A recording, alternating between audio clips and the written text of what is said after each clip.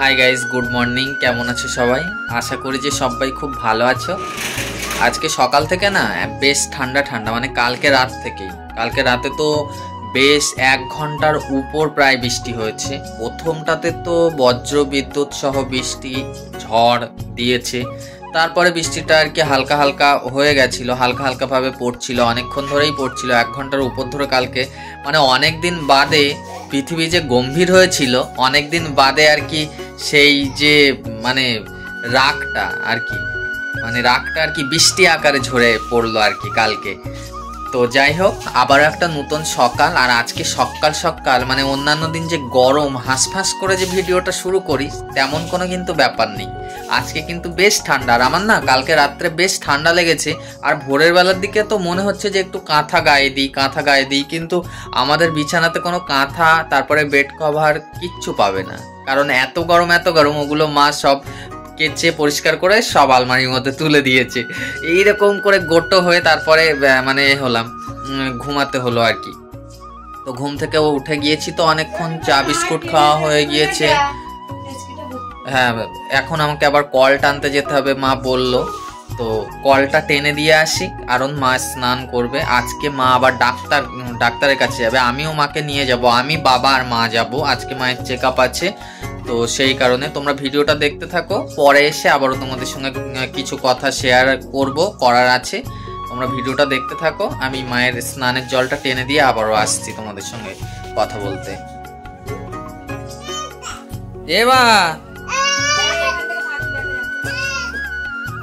এই কপালে ওটা কি ফোঁটা দিয়েছিস?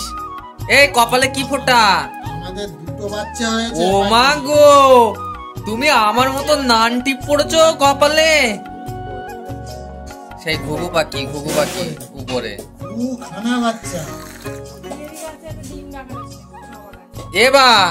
এই তুই নান টিপ পড়েছিস কেন? হ্যাঁ,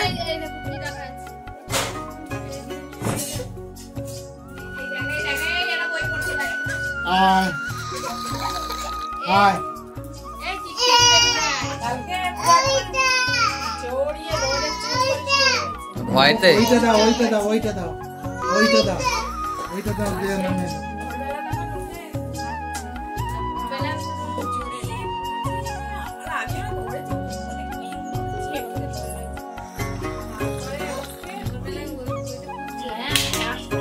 ভোরবেলা কোথায় বাজ পড়েছে?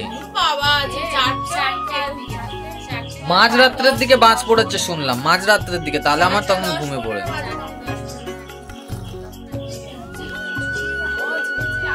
তাহলে ওইটাই বোধহয় ভোরবেলা। তাহলে ওইটাই বোধহয় 4টের দিকেই ছিল। আমি আবার মারে এরম যেই পড়েছে বাজতে, আর আমি এরম করে হাতড়ে, তো আমার ঘুমিয়ে হাতড়ে আমার খোঁজা অভ্যাস। এবার আমি বলি কোথায় গেল সে মানুষটা, অন্ধকার তো।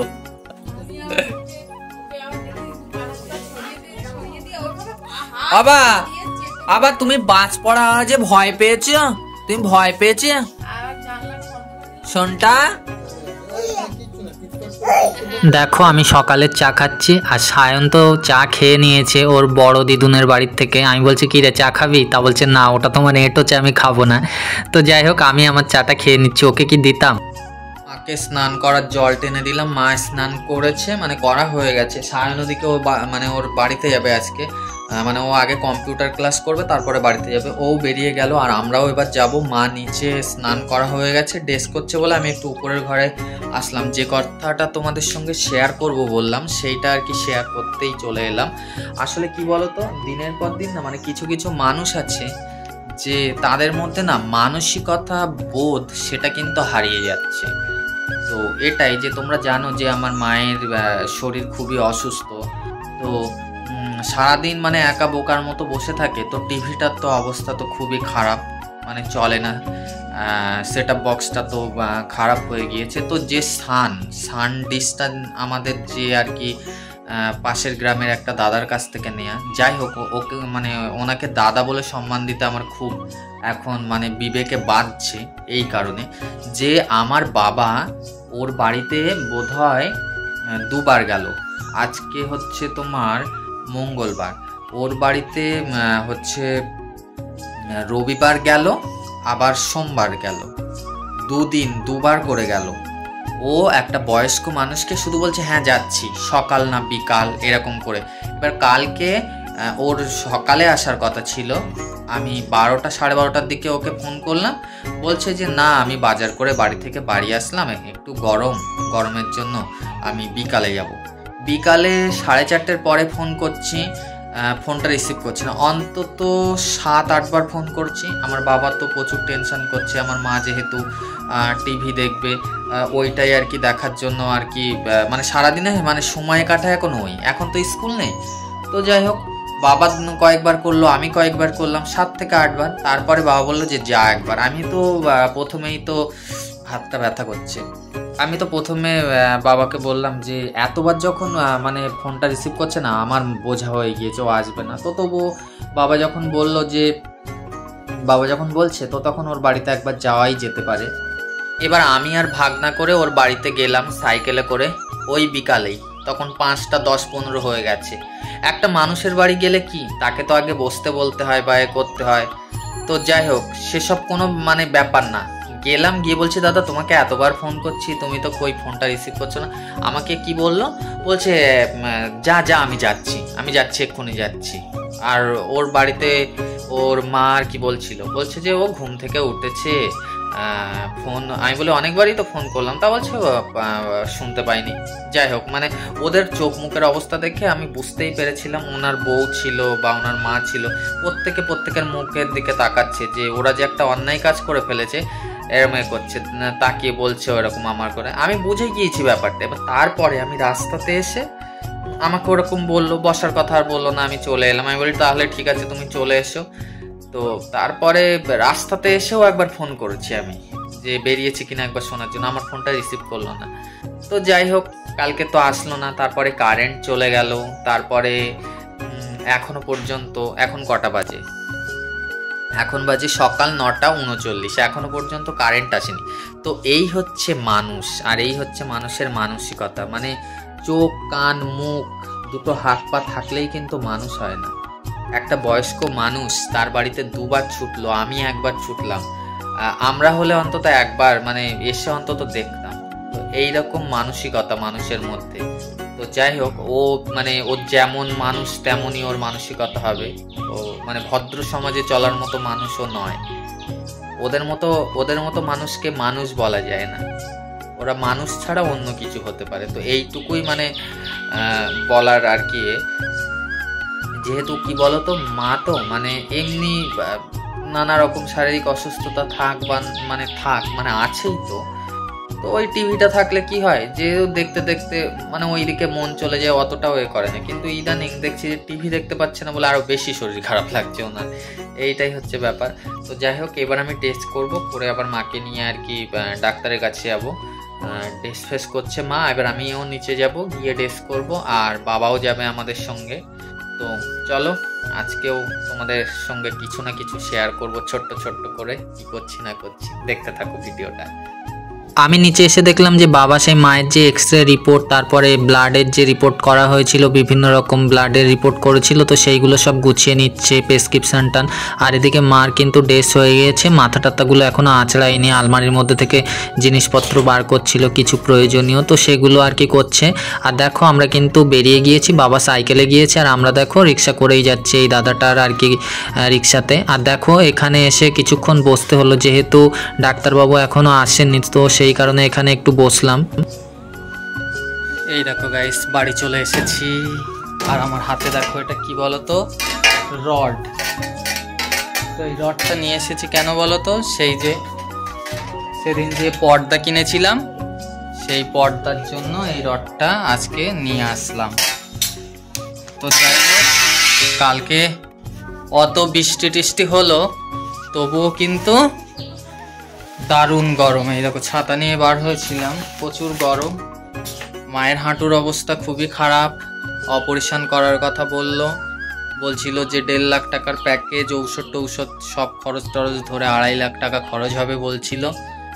তো আপাতত আমাদের মতো মধ্যবিত্ত ফ্যামিলিতে আমাদের এখন চিন্তা ভাবনাটাই মানে এখন বড় উপায় হয়ে দাঁড়িয়েছে। চিন্তা ভাবনা করে দেখি, তারপরে তার উপরে আবার স্বাস্থ্যসাথী কার্ডও বন্ধ করে দিয়েছে, দেখা যাক কি হয়।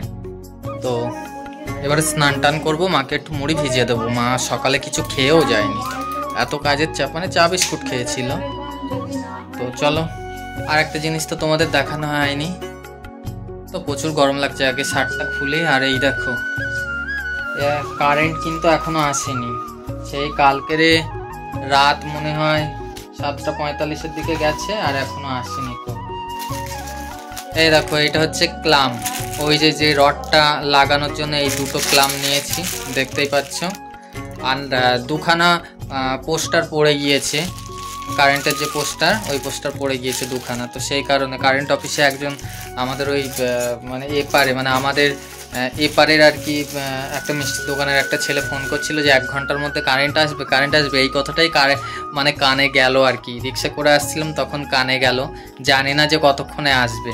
আমাদের এখানে এরকমই কারেন্টের পরিষেবা, এত ভালো পরিষেবা যে তোমাদেরকে কি বলবো। এই যে ক্লামগুলো,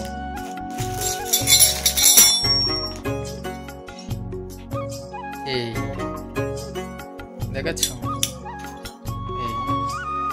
এই দেখো খাইস। আমি এবারে দেখো হাত মুখটা ধুয়ে এলাম আমাদের কলের জল দিয়ে, আর এখন এখানে দেখো থোল আর ছাতু মাখছি। দেখো ফার্স্ট হচ্ছে চিনি দিয়ে আর কি করে নিলাম এর মধ্যে, ঠিক আছে, চিনি টিনি সব মেশানো হয়ে গেছে। তারপরে কিন্তু জল দেব, হালকা একটু জল দেবো, তারপরে চিনির রসটা আর কি ছাড়বে। দেখো অল্পই একটু জল দিলাম, আর এই যে চিনি মানে জল দিয়েছি, আর এই যে চিনিটা একটু টুপে যে রসটা ছাড়বে না, তাতে বেশ সুন্দর হয়ে যাবে।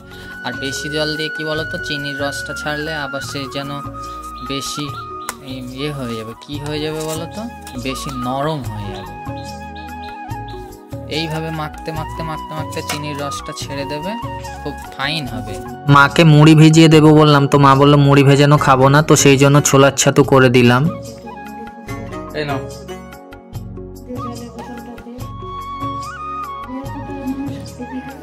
আরে খাও না না।